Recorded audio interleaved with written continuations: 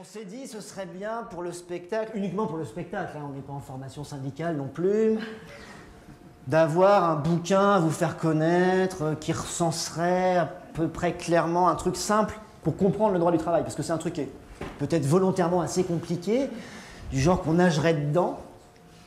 Et donc on en a cherché un, on a pas mal cherché, et puis on en a trouvé un qu'on trouve assez pratique, très pratique à transporter. En fait, c'est un bouquin où il y a toute la liste de nos droits. C'est un bouquin sympa et en plus qui représente deux avantages très conséquents. Vous l'avez quasiment tous chez vous à la maison. Et en plus, il fait qu'une page.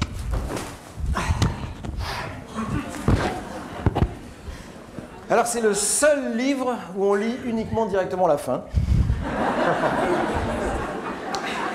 Et on n'a en gros rien à battre de tout ce qu'il y a avant. Messieurs, la fiche de paye. Ouais. Mesdames, le bulletin de salaire. Alors vite fait, on va essayer de découvrir cette petite bête-là ensemble. Ce qu'on aime bien, nous, dans une façon de lire sa fiche de paye, ce serait la liste de tous les droits auxquels vous cotisez. D'accord ? Tous les droits auxquels vous cotisez et qu'on va parcourir vite fait, bien fait. Vous pourrez lire la vôtre ce soir en rentrant. Mesdames et messieurs, du haut de cette fiche de paye, un siècle de bagarre vous contemple. On va commencer par un truc assez simple. Donc c'est la mienne, hein, novembre 2009. Combien je gagne ? Hein ?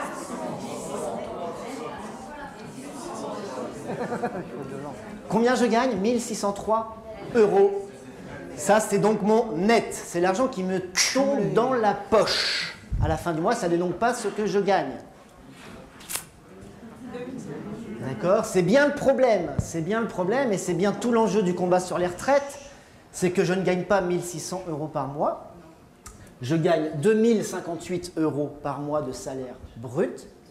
Et je cotise un certain nombre de droits, ainsi que mon collègue employeur d'ailleurs, qui cotise lui aussi, ça s'appelle des cotisations patronales. Et le seul chiffre qui n'apparaît nulle part sur cette fiche de paye, c'est la totalité de ce que rapporte, de ce que vaut ma force de travail. Sur quasiment aucune fiche de paye, vous avez l'addition du salaire brut et des cotisations patronales qui se lèvent pour ma part à 873 €. Ma force de travail vaut donc 3000 € par mois. Eh oui. Ça va ? Donc ça apparaît quasiment jamais. Mais oui, peut-être qu'ils ne voudraient pas qu'on y pense de trop. Non, ouais. Ça pourrait nous donner des idées. Donc, il y a des belles colonnes. On n'est pas d'accord sur les colonnes. Non, on n'est pas d'accord. Moi, je considère que la part salariale et la part patronale, c'est une énorme arnaque. C'est une astuce comptable. C'est de la pédagogie patronale. Je veux dire, vous comprenez bien que ça ne sort pas de notre poche. C'est complètement idiot. Je veux dire, c'est le patron qui paye la totalité du truc. Mais on fait comme si il nous donnait ça puis qu'on lui rendait. Vous voyez ? Comme ça, on a l'impression de participer un peu. En réalité, il y a du salaire direct, c'est celui qu'il nous donne, et il y a du salaire indirect, c'est celui qu'on lui oblige à donner à des gens qui ne travaillent plus.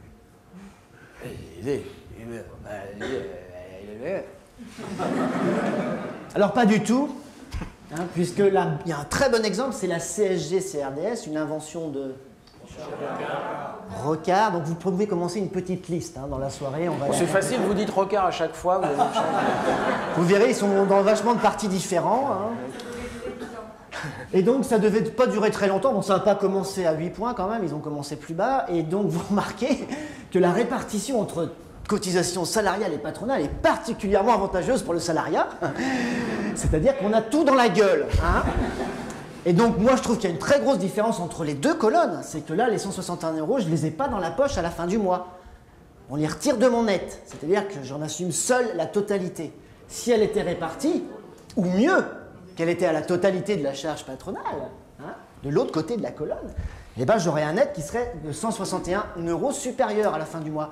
Je trouve que c'est plus que de la sémantique ou de la symbolique, personnellement. Hein. Alors, on y va pour les différentes familles. On est une scope très démocratique, on accepte les mecs de droite au pavé. Ah, très contradictoire. Hein. Alors, la Sécu. Tout le monde connaît bien la Sécu. L'idée, c'est de vérifier nos droits ensemble. Les droits qui sont issus du salaire. Vous vous rappelez la Sécu?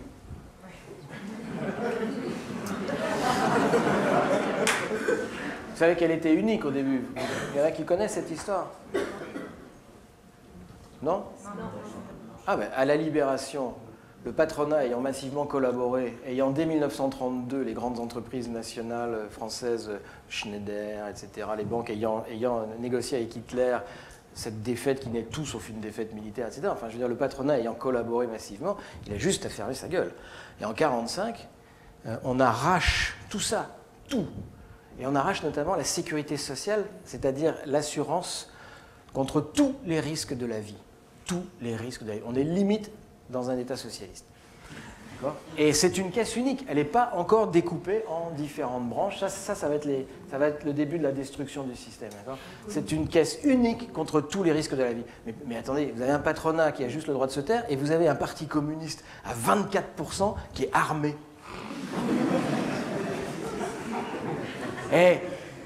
Attendez, là on a un PC à 1,9. Mais je veux dire, actuellement, dans la bagarre sur les retraites, on aurait un parti communiste armé à 24%, elle aurait une autre gueule, la discussion sur les retraites, tu vois. Tu as 24% de communistes, tu vois, on touche pas aux retraites. Non, on touche pas, c'est bon, c'est bon. On peut même les descendre à 58 ans si vous voulez, il n'y a aucun problème. Ça s'appelle un rapport de force. Vous voyez ? C'est comme quand Sarkozy nous dit qu'il veut moraliser le capitalisme, il dit c'est fou de notre gueule. Il nous prend pour des bacs à douche, quoi. La nature du capitalisme, c'est de la prédation, d'accord? Moraliser le capitalisme, ça veut dire vous arrivez dans la jungle, puis vous avez un tigre qui arrive. Et là, vous lui dites couchez, Kiki.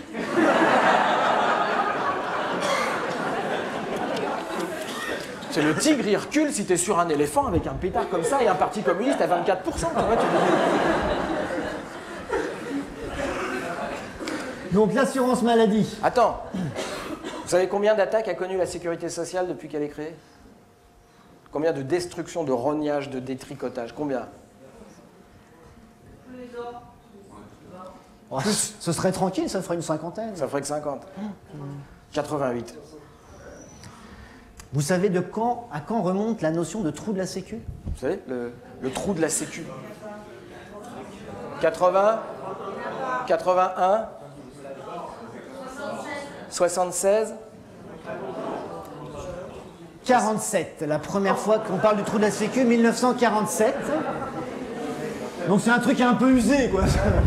Ah, il marche toujours. Alors maintenant, ils mettent abyssal à côté, ça fait le trou de la Sécu. Abyssal de la sécurité sociale, mais bon, ça tient quand même encore la route, mais bon, ils nous l'attaquent. Alors comment ils nous l'attaquent?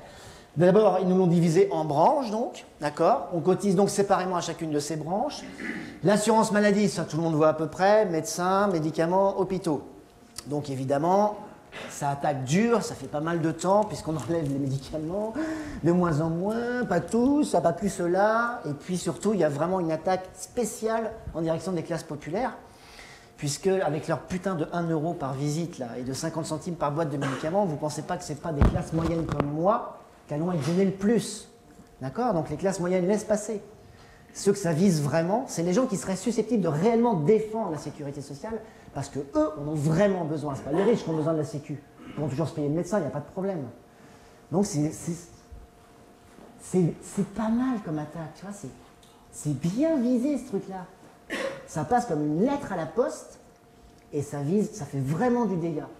Parce que tous ceux qui n'ont pas la CMU, donc n'ont déjà pas de quoi se payer une mutuelle, ils ne vont plus pouvoir aller aux soins.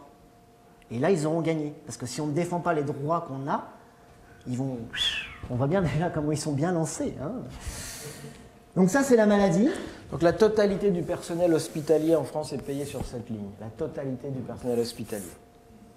Quand Sarkozy arrive au Guilvinec et qu'il dit « je vous enlève des charges sociales », on ferme l'hôpital de Carré dans les mois qui suivent. Et les marins disent « on a gagné, on n'a plus de charges sociales ». Je voudrais qu'ils aient besoin d'aller à l'hosto. L'assurance vieillesse. Donc ça, c'est la Sécu, c'est la branche retraite de la Sécu, d'accord? On va y venir tout à l'heure. On va y passer un petit peu de temps tout à l'heure. Donc, juste remarquer un petit peu les sommes. Hein. 137 € pour le salarié, 204 € pour l'employeur. Donc là, on a déjà 340 quasiment. Et on a aussi la retraite complémentaire. Je fais un petit saut dans la fiche de paye. La retraite complémentaire, Arco, enfin, Ircantec si vous bossez pour l'État, tout ça. Hop, alors là, j'ai 78 € et 117 € tous les mois. 500 € tous les mois. Je dégage 3 000 € de salaire. Sur l'ensemble de ces 3 millions, il y a 500 € qui financent les retraites. D'accord? C'est pour ça que ça marche, d'ailleurs. Enfin, on va y revenir tout à l'heure. Alors, les allocations familiales. Ah! Tout le monde voit ce que c'est, les CAF, les caisses d'allocations familiales. D'après vous, combien de droits, combien d'allocations différentes existent-ils et auxquelles vous avez droit? Est-ce que vous pouvez dire un chiffre? Combien d'allocs à la CAF? Combien d'allocs différentes? Qu'est-ce que vous connaissez? Le logement. Parents isolés, ça n'existe plus mais c'était remplacé. Le RSA, c'est un revenu de solidarité active. Yes. Les handicapés, ça fait 4. Ouais. Les allocations pour les enfants, donc quand on a 2, 3, ok. Ça fait 5. Donc il y en a 27. 27? Si vous en connaissez que 5, il y en a 21 que vous n'avez pas utilisés. Donc vous allez sur le site de la CAF et vous regardez tous les droits qui existent. Il y en a qui sont assez récents, qui sont assez mal connus, l'accompagnement des personnes en fin de vie, puis des trucs qui sont très peu connus, comme les aides au déménagement, comme les aides à l'installation avec les premiers équipements de nécessité. Si tu n'as pas de machine à laver, tu vois, pour sortir de l'esclavage du laver, bon hop, t'as droit de t'équiper. Bon. Donc il y a plein d'allocs, mais qui ne sont pas toutes connues. Accident du travail, on passera primement. Ça, c'est quand tu te pètes sur ton lieu de travail. Alors là, tu n'as pas les 50 centimes, les 1 € là. Là, tu es bien pris en charge. Là, c'est plus. Tu ne débourses rien, tu n'as même pas besoin d'avoir de mutuelle. L'accident du travail, ça marche encore très bien. Évidemment, il l'attaque aussi. Et puis, il y a un gros problème, c'est la déclaration d'accident. Donc là, si vous connaissez des gens qui n'ont pas déclaré dans les temps, alors maintenant avec Internet, quand même, il faut mettre un peu plus de mauvaise volonté qu'avant, parce qu'avant, il fallait avoir le formulaire, machin, personne ne l'avait. Donc là, maintenant, si jamais l'employeur ne déclare pas l'accident de travail, c'est quand même lui qui est responsable de prendre en charge les coûts. D'accord, mais si Karim se pète en ski, est-ce que c'est un accident du travail? Je veux dire, tu vois,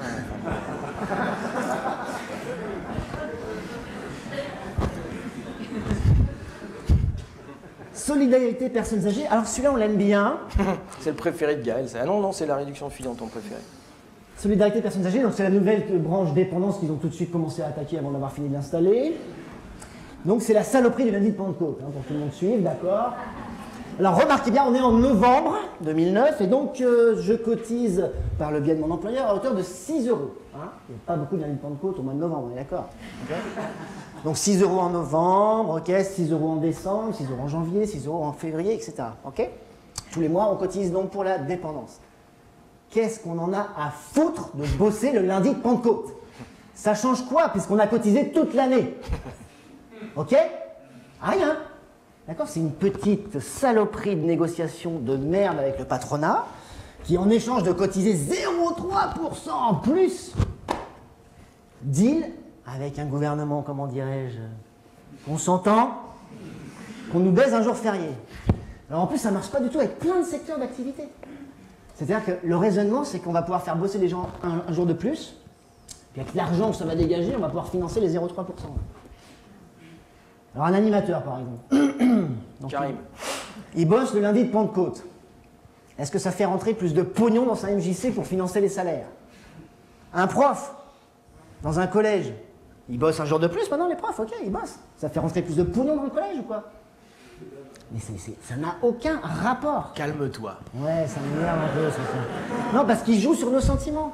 Ils nous disent, il faut être solidaire, les vieux ont tous crevé. Donc ça, en plus, c'était un été parce qu'il avait fait trop chaud, bon, voilà. Ça va, quoi. Enfin... Vous allez me l'énerver. Aide au logement. C'est quoi ça, l'aide au logement? 0,1%. Les prêts, le 1% logement. C'est comme ça qu'on en parle souvent. Le 1%, c'est pas le taux de cotisation, c'est 10 fois moins. C'est le taux, soi-disant, du prêt qu'on va pouvoir emprunter pour accéder à la propriété auprès de son employeur. Donc ça, il y a plein de gens qui ne connaissent pas. La banque, elle t'en parle jamais, puisqu'elle a plutôt intérêt à ce que tu viennes emprunter chez elle à beaucoup plus que 1%. Donc voilà. La réduction Fillon. Oh, il va s'énerver là. Quel est le vrai nom de la réduction Fillon?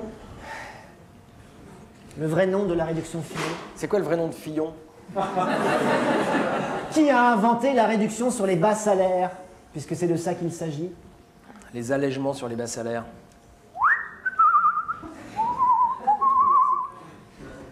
Martine Aubry. Bien. Petite liste.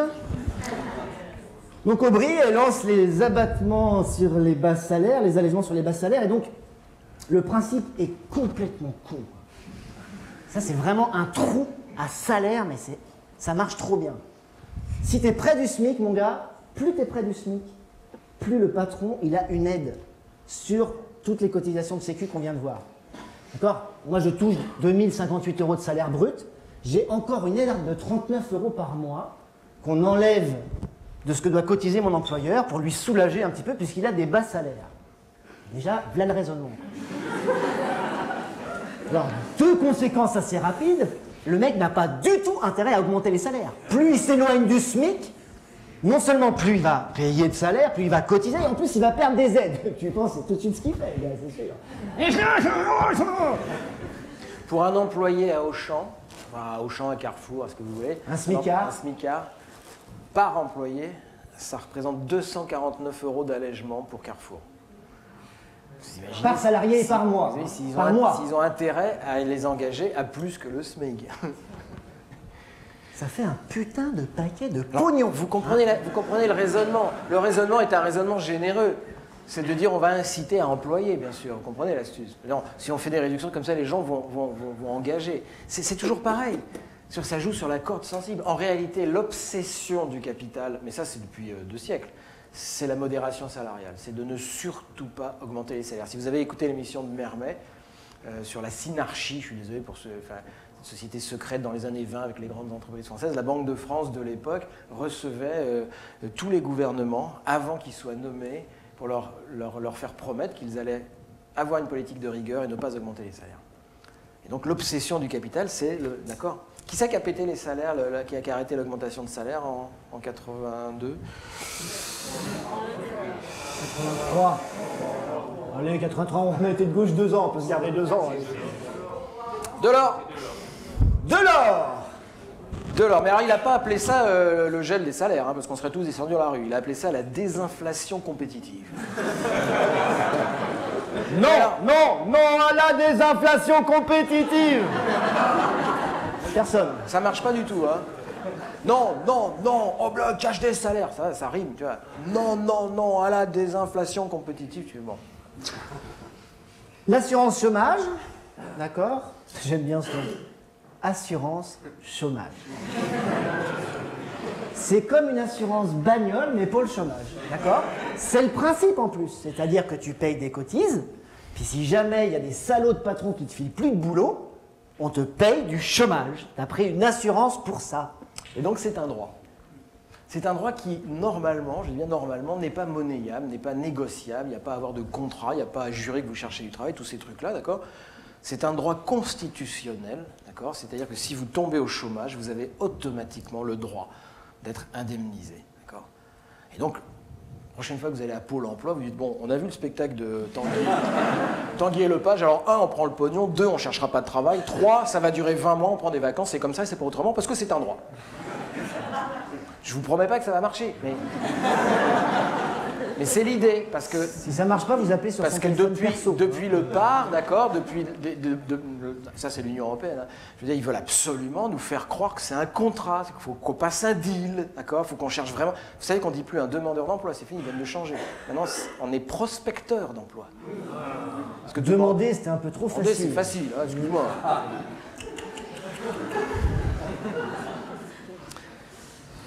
Et donc là, il l'attaque, celui-là. Hein. Il l'attaque sévère, ça fait vraiment un moment que ça dure. Donc là, il y a eu les 3 offres qu'on ne peut pas refuser. Il y a la durée qui change tout le temps. Il te manque 50 heures avant, tu perds 6 mois. Enfin, c'est vraiment un droit qui est attaqué. Il est trop emblématique du travail libre, comme les retraites. Comme par hasard, même objectif, même importance stratégique et beaucoup d'efforts là-dessus. Ça paye du travail libre, vous êtes d'accord, hein? C'est grâce à ces cotisations du travail subordonné qu'on paye du travail libre. D'accord? Donc là, il y a... Hein? Oh. Franchement, Sérieux le jeu. Est-ce qu'il y a un lisseur de queue de poire pour...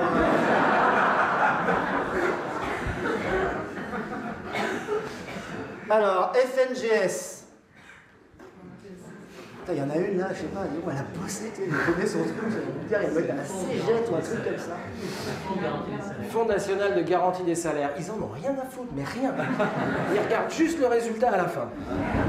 C'est un droit qui est quand même pas mal, c'est quand ta boîte se plante la gueule et qu'elle dépose le bilan, ça permet, avec un fonds national de garantie des salaires, de payer les derniers salaires, les primes de licenciement, etc. Elle a quadruplé en un an. Peut-être un petit indice, là. Je sais pas, donc... Ok. La retraite complémentaire, on en a déjà parlé. La prévoyance, c'est un des derniers droits qui s'est vraiment répandu dans quasiment toutes les conventions collectives. La prévoyance, c'est en cas de coup dur, tu reçois une grosse somme d'argent, si tu as un décès, incapacité physique, etc., prime orphelin, enfin des trucs assez gais comme ça, et qui représentent des sommes assez colossales d'argent, hein, en général 24 mois de salaire, 36 mois de salaire. Enfin, faut mourir quand même. Hein. Non, des fois ça peut être le conjoint. Hein. Ah, ça c'est bien. Ah, c'est pas mal. Ah oui, faut être marié. Ah bah, faut être pas marié. juste. Faut être marié et il faut lui faire croire que les champignons qu'on a cueillis. Pareil, hein, si l'employeur ne cotise pas au système de prévoyance qui est prévu par votre convention collective, il est quand même obligé de payer cette fameuse somme de 36 mois de salaire, par exemple, sur ses propres fonds. Hein. Si vous connaissez quelqu'un, un petit coup de fil syndical s'impose. La taxe d'apprentissage, c'est pour financer principalement les centres des apprentis. Ok. Et la formation professionnelle, ça, c'en est un qui est pas mal attaqué aussi. La formation professionnelle, c'est le droit d'aller se former tout au long de sa vie maintenant, pour pouvoir s'adapter à... Vas-y, termine. Tu veux qu'on coupe Non, c'est bon. Tu veux changer la cassette maintenant?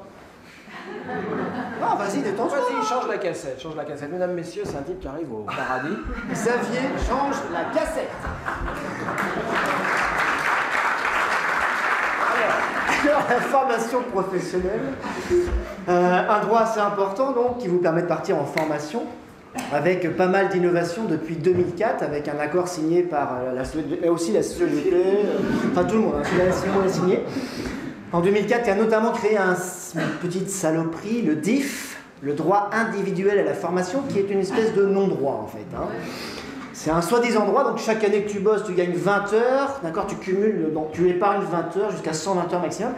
Et alors, tu as le droit de le dépenser à faire ce que tu veux en formation, c'était l'idée, à ton initiative. Tu veux faire une formation macramée, tu la demandes, t'y vas, tu vois. Alors, pas du tout. Alors d'abord, ils ont le droit de la refuser une fois, 2 fois, 3 fois presque.